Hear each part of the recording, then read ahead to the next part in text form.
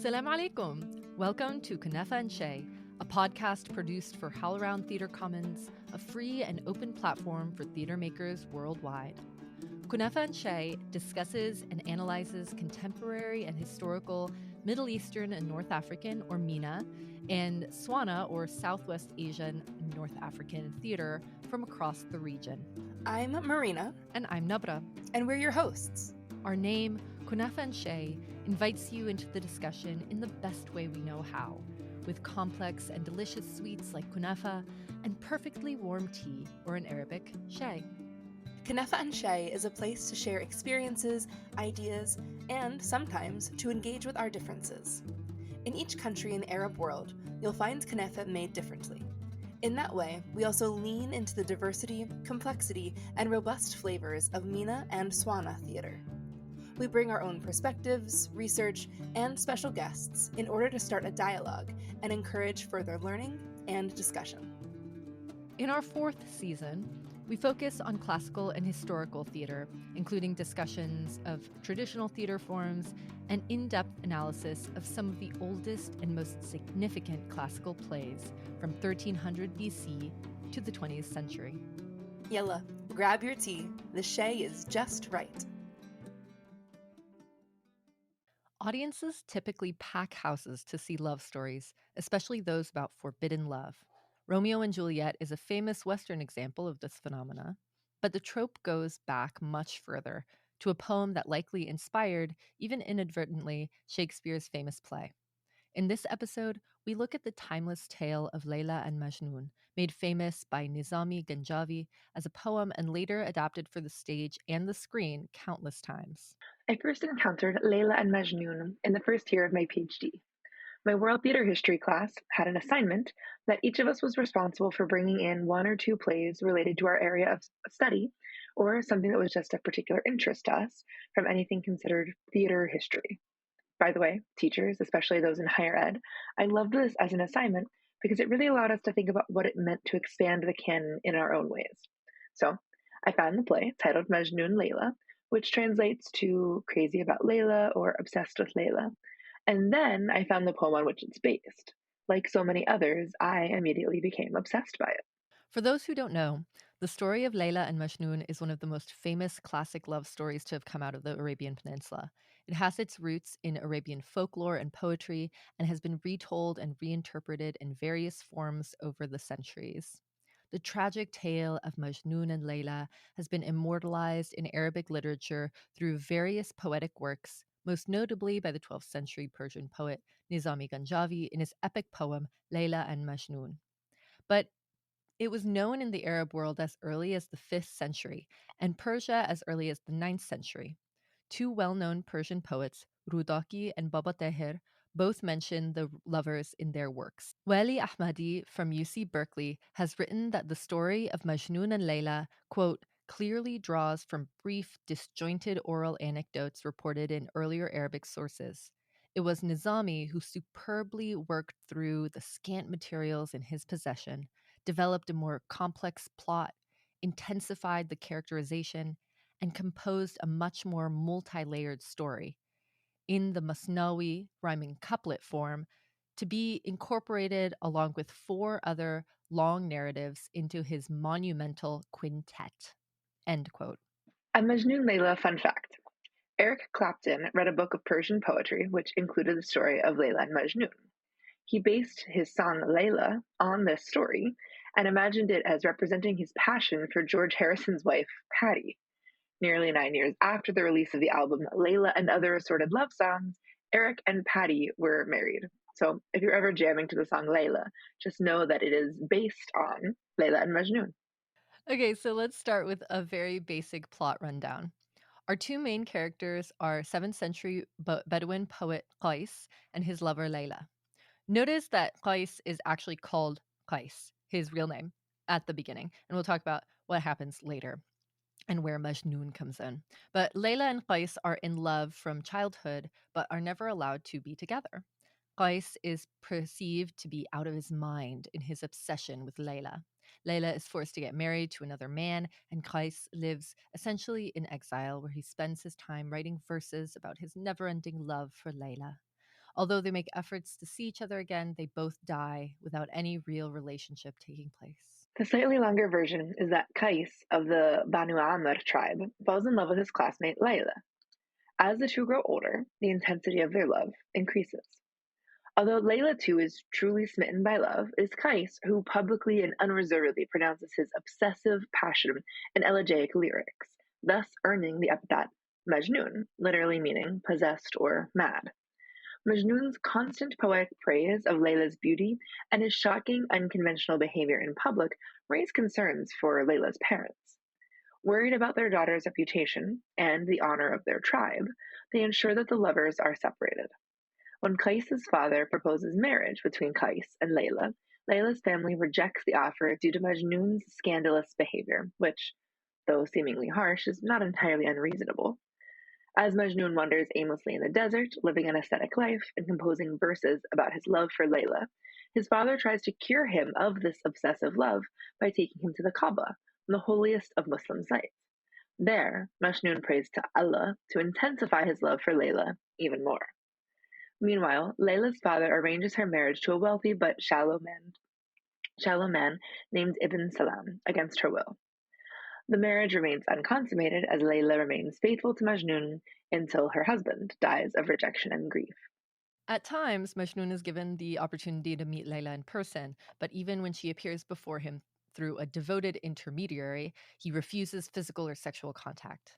Majnun sees a perfect, selfless love for Layla, transcending physical desires. This aspect of the story has led many to interpret it as a Sufi allegory, where Majnun represents the lover seeking union with the divine. When Layla falls ill and dies, Majnun loses his purpose in life. He rushes to her gravesite, where he embraces her gravestone and breathes his last, finally united with her in death. Nizami's tale of Layla and Majnun can be interpreted in various ways, as a mystical allegory or as a conventional love story. Despite its mystical elements, the poem also holds profane dimensions that contribute to its rich and captivating narrative. And there are different alternate endings. So if you're familiar with this story but aren't familiar with the narrative that we just laid out, never fear. What you heard is just one of many different ways that this has been interpreted throughout time. So sometimes Layla does consummate her marriage with this other man, even though she still loves Majnun or Kais. There are just many different ways that this ends. So you can check them all out. We'll go into a few of them today, but not that many because it's been around for so long. There are just so many different endings. But I think I became obsessed with this story because I couldn't believe that there was a really famous love story that was so beautifully written that I hadn't heard of, and that truly seemed to influence everything around me. The day after I discovered it, I typed Majnun Layla into Netflix and found an adaptation there. I saw a dance piece advertised that was taking up the story of Majnun Layla. It was everywhere, and I just didn't realize it. In addition to being beautifully written, I'm always interested in stories that take up past existing origin stories, so to speak. This all led me to wonder though, why is Romeo and Juliet the common Western referent when it's clear that this story predates Romeo and Juliet and probably influenced Shakespeare? Literary historian Siri Levand, in his research on Layla and Majnun, states that these Eastern love stories may have entered Western literature through the Crusades.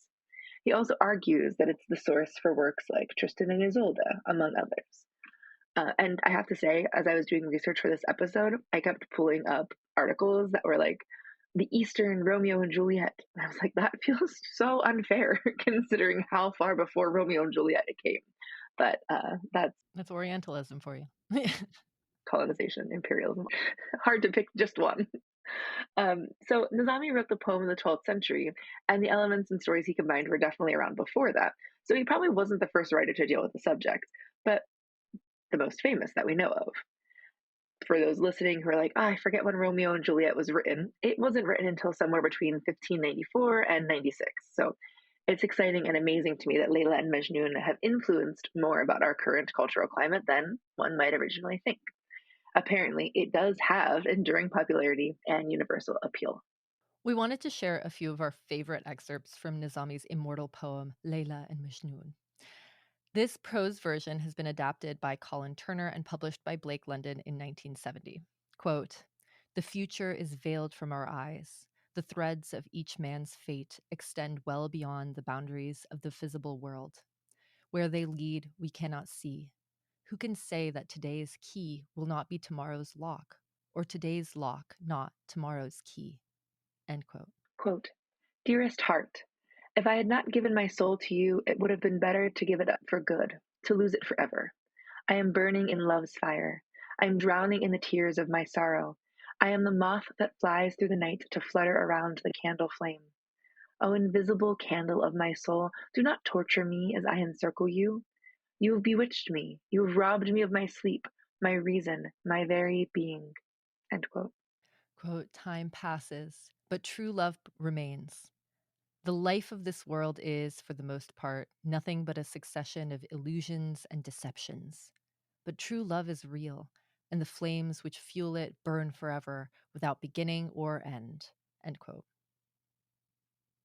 As famous as Nizami is Fuzuli, who came a few centuries later, his Layla and Majnun is a masterpiece of classic Azerbaijani and Turkish literature.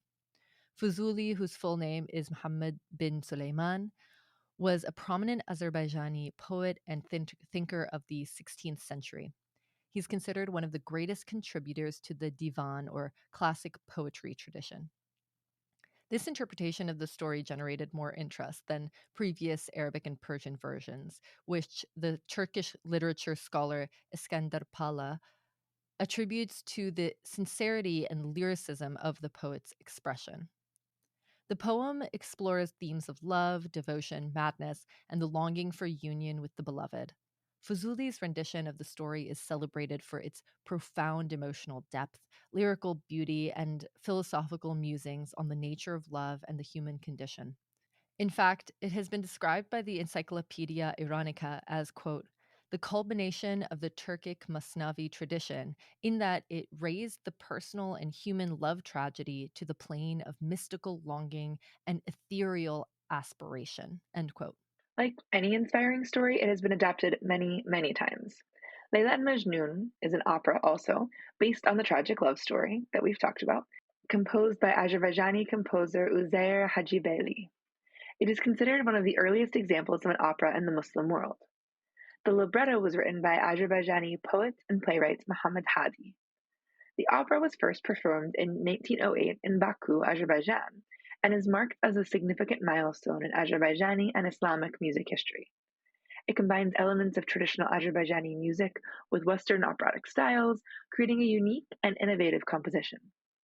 The opera incorporates traditional Azerbaijani musical instruments such as the tar, kamancha, and balaban, along with Western orchestration.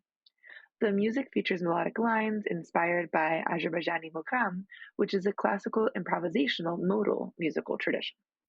There have been other notable adaptations of the Layla and Majnun story in opera form, including works by composers such as another Azerbaijani composer, Gora Gorayev, Russian composer Nikolai Rimsky-Korsakov, who offers a Russian take on the classic tale, and Vagif Mustafazadeh, who blends jazz with Azerbaijani music. The last one isn't a traditional opera, but it is a significant musical work inspired by the story. These adaptations highlight the timeless nature of the story and its ability to resonate with audiences across cultures and generations. It was also adapted by Isaac Brandon in the late 18th century and staged as an opera, Kais, or Love in the Deserts, an opera in 4 acts at the Theatre Royal on Drury Lane. There are so many movie adaptations. The first 3 I found are Iranian films from 1937, 1947, and 1959, followed by an Egyptian adaptation in 1975, starring Saad Hosni and Ahmed Mazhar. There are 2 famous Indian versions of the tale, a 1976 Layla Majnun starring Rishi Kapoor and Ranjita Kaur, and a 2018 remake as well. And sure, we're definitely missing many, many films on this list. When I asked my friends at a recent Bollywood movie night if they had seen these Indian adaptations, they instead showed me a clip from Aja Nachle, which features the story of Layla and Majnun. So we'll get back to that more soon. There was also Layla the Musical, a play. The play begins in modern day Bradford, A young woman called Layla is running away from her family because she's in love with a man, but her father wants her to marry someone else. There's a storm raging, and so she takes refuge in a bookshop where she comes across the story of Layla and Majnun and enters a fantasy world. The location, of course, then moves from Bradford to ancient Arabia, and her family takes on the characters in the old story. The question facing today's Layla is stark. Will her fate be the same as that of her namesake? Y'all, I could not find the answer to this online, so I need to know if you've seen this, tell us what the ending is. We could not find the ending online. It seems amazingly melodramatic. As all of these are, honestly, I think that's part of the appeal up until today and since ancient times. The Mark Morris Dance Troupe also created a version of the classic tale, which was a 70-minute show featuring two singers and musicians of the Silk Road Ensemble on traditional Asian instruments, combined with Western strings like the violin, etc., and a percussionist on stage with 16 dancers. From the images and videos available, it was a large scale and, at the very least, incredibly designed production. The Bag and Baggage Theater Company in Oregon, who I did not know about before doing research for this, did a retelling in 2017. And I love this so much because apparently Scott Palmer wanted to put on a play with these star-crossed lovers and fell in love with the epic poem, but decided that staging the original 4,000 verse Layla and Majnun would be impractical. Yeah, that makes a lot of sense. So he was quoted in a local paper talking about the story's magical animals. Quote, "We didn't have a gazelle budget," end quote, and other supernatural effects. He decided to fuse the two stories of Romeo and Juliet and Majnun Layla. Apparently, he discovered big differences. Quote, "Layla is much more modern and feminist, much more headstrong and independent than Juliet," end quote, he said. He invited commentary from every Muslim theater company in America, he says, and sought advice from scholars at Columbia University and the University of Oregon, where Nabra and I have a friend, Michael Malek Najar, who teaches there. And he apparently served as, I don't know, at least doing consultations for this show. He cautioned no Aladdin, no flying carpets, belly dancers, genie lamps, and none of that appeared in this production. But appropriate to the 12th century Persian style and setting, the high status Roman women, not the Muslims, are the ones who wore headscarves. I truly wish I could have seen this version. It seems like so much care was put into this adaptation, and it feels like it's appealing to all audiences in different ways and really doing what I think theater does well, which is ask questions and find answers out through our praxis. Okay, so this has been a huge overview of some adaptations that are definitely each worthy of their own inquiry. And I wanted to share them because I really feel like it's fun, for me at least, to go down this rabbit hole of what kinds of stories are we interested in as a group, as humans, and what threads sort of continue throughout different spheres. And then when they're adapted, which parts are different audiences and different theaters highlighting? Is it the love, because we say love is universal? Are there cultural aspects that are really being held on to? Um, and what does that mean? So I think those are the questions that I am particularly interested in here. So today we're going to focus a little bit more on the clip that I told you about from Ajinachli and my favorite movie, which is the 2021 Indonesian Majnun Layla. So, to return to Aja Nachli, it's a Bollywood film released in 2007, directed by Anil Mehta and starring Madhuri Dixit in the lead role. The film's title translates to "Come, Let's Dance" in English. The plot revolves around a woman named Dia who returns to her hometown in India from the United States after her dance teacher and mentor, Makarand, falls ill. Upon returning, Dia learns that her old dance theater, which was once the heart of the towns, is scheduled to be demolished to make way for a shopping mall. Determined to save the theater and revive its glory, Dia sets out to reunite her old dance troupe and stage a spectacular performance to raise funds and garner support for their cause. As Dia reconnects with her past and rallies the community, she faces various challenges, including opposition from those who are skeptical about her plans and obstacles in her personal life. Along the way, she finds love and support from individuals who share her passion for dance and her desire to preserve their cultural heritage. As you can tell, the movie isn't about the Majnun Layla story necessarily. But the Layla Majnun section of the movie is a pivotal part where Dia, in her quest to save the theater, decides to stage this production of this classical love story. In the traditional story of Layla and Majnun, generally, there is a strong emotional connection between the two lovers that often leads to the belief that they can feel each other's pain. While this concept varies depending on the version of the story and cultural interpretations, it's a recurring theme in many retellings. The idea of Layla and Majnun, of course, feeling each other's pain typically symbolizes the depth of their love and emotional bond. Despite being physically separated, their souls are said to be intertwined in such a profound way that they can sense each other's emotional and spiritual states. This notion adds to the tragic and romantic elements of their tale. In the movie, we see this act out in several different ways. So in Ajanachle, as a child, Majnu writes Layla's name in his school notebook and gets whacked across the hand with a stick.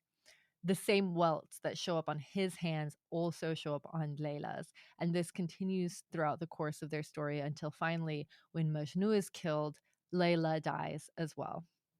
If you haven't seen this 20-minute segment of the movie, you seriously have to check it out. I mean, also watch the full movie. That's on my list as well. It's fast-paced, beautifully produced, danced and sung, and it'll really blow you away, and it's very readily available.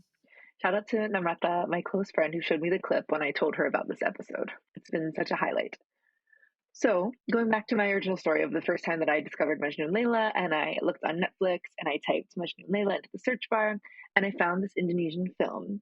And I love it so much because it keeps what it feels like is the essence of the story without keeping all of the death, which is what Nabra does not like about it. I want the tragedy, y'all.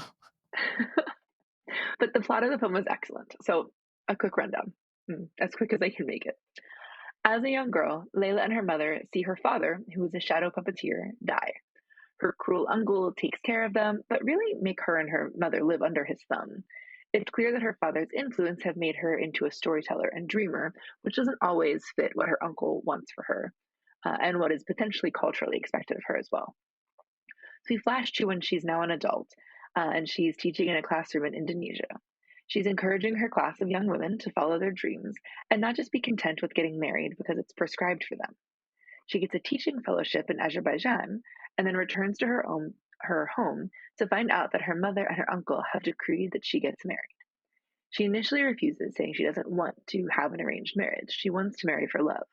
But it soon becomes clear that she is meant to be this regent's wife, a guy who she used to go to school with.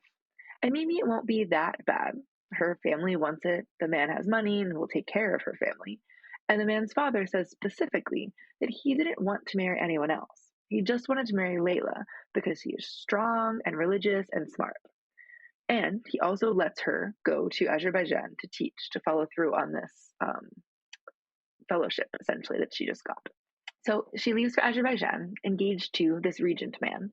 But when she arrives, she quickly falls in love with Samir, her brother. I can't tell if it's her real brother or a close friend that she calls brother, but Ilham introduces them. Samir clearly isn't rich. He works at the embassy as a cook and is in Layla's class. His affection for her is clear, and they end up spending several days together as he shows her around the city. When he seems close to declaring his love for her, she asks him not to say anything that will ruin their friendship. Ilham encourages her to be with Samir, but Layla is torn. When she talks to the regent man on the phone, she is clearly unhappy, and he is planning their very fancy wedding with 2,000 guests, which is coming up soon. However, she lights up when Samir recites poetry with her, and when they discuss literature and philosophical ideas. Regent man gets so jealous and angry that she isn't talking to him on the phone that he comes to retrieve her and bring her back to Indonesia. Samir tries to convince her not to marry a man she doesn't love, but she's torn. He waits for her at a location she indicates where they should meet, but she doesn't show. She's on a plane back to Indonesia. Back in Indonesia, she is planning for the wedding with Regent Man, but she is clearly emotionally exhausted and upset. Samir is too, but he ends up in Indonesia. Long story short, Layla's uncle tries to lock her up and prevent her from seeing Samir, but her mother helps her escape, knowing she may get the wrath from the uncle for doing this. Layla meets Samir on a bridge and tells him they can be together.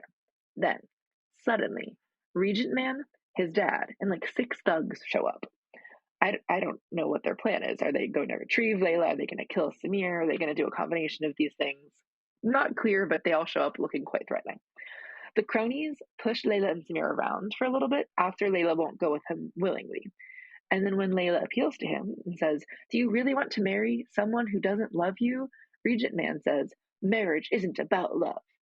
And then his dad says, "Okay, this is going very poorly. You're embarrassing the family by not being able to get your girl back." And he hands him a gun. Now, the uncle who has clearly brought them here gets scared and jumps in front of Layla, getting shot in the process. He probably dies, but the cameraman quickly moves to another thing, like Layla and Samir starting their getaway, only for the regent man to order his thugs to tie rocks to their feet and throw them in the water. We see some really terrifying and beautiful shots of Layla and Samir at the bottom of this body of water, looking into each other's eyes as Samir breathes his last breath. But then we see Layla's mom jump in, swim to the bottom, and cut their ropes.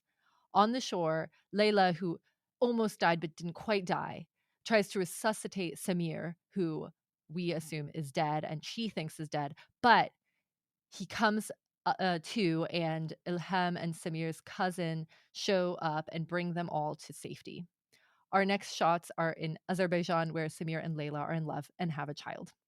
Okay, so they don't die, but the uncle dies, which is fun. But like, would have just been so beautiful. Them dying, that scene was very lovely, like beautifully shot. But like, I don't know why they like wouldn't show Layla dying. It was very weird. She like didn't seem to be perturbed by drowning. She was just like, of course, like upset about Samir. And then like I was like, but you were both in the water at the same time. Anyways, Layla I think is like part mermaid because she like is much less drowned than Samir. To Nabra's point here, they you see them both and they're just parallel under the water and they're both like struggling to breathe. But then Samir like conks out a full, I don't know, 30 or so seconds before Layla's mom comes down, and Layla's just chilling. So like maybe she just has the best breath control of anybody that you've ever met. But I think it's because there's something about her love for Samir that will not allow her to give in.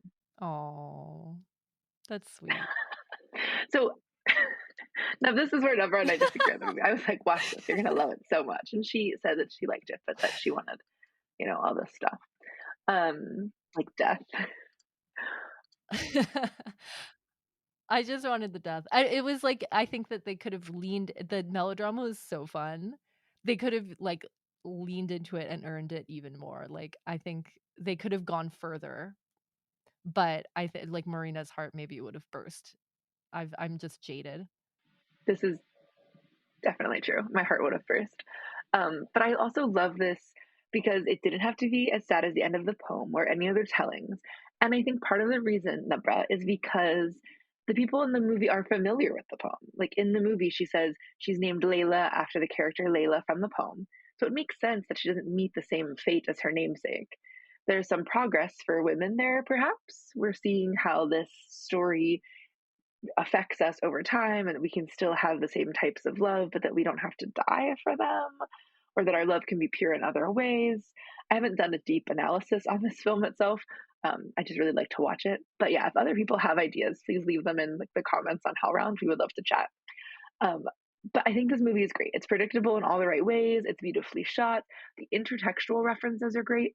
I think the puppet show that her and her father are doing at the beginning looks like the Ramayana, where the two lovers are Rama and Shinta, which feels like a fitting place to start Majnun Layla. It's really beautiful. It's also just really very lovely to see a lot of traditional cultural elements like wayang kulit, and kind of get a tour of Azerbaijan, which is really lovely. It's just very well shot when it comes to showing off a country that I don't think a lot of people in the US have seen if they're not Azeri themselves. So, yeah, there are just really nice cultural elements from a lot of different cultures integrated into that. Yes, for sure.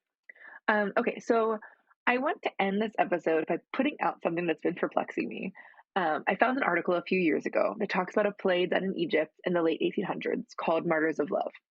And it literally doesn't mention Majnun Layla. It doesn't mention any of the star-crossed lovers that would have occurred in the Arabian Peninsula, the greater Middle East, whatever we want to call these areas at these earlier times.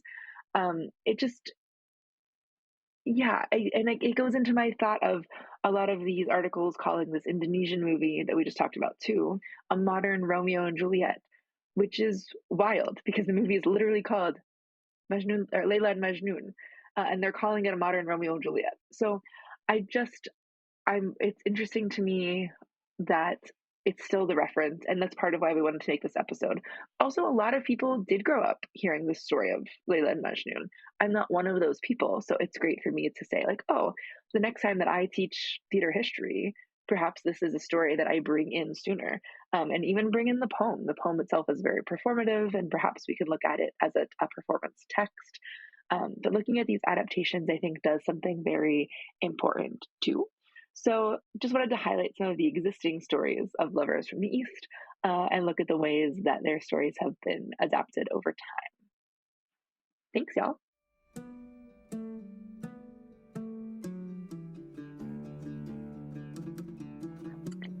This podcast is produced as a contribution to HowlRound Theatre Commons.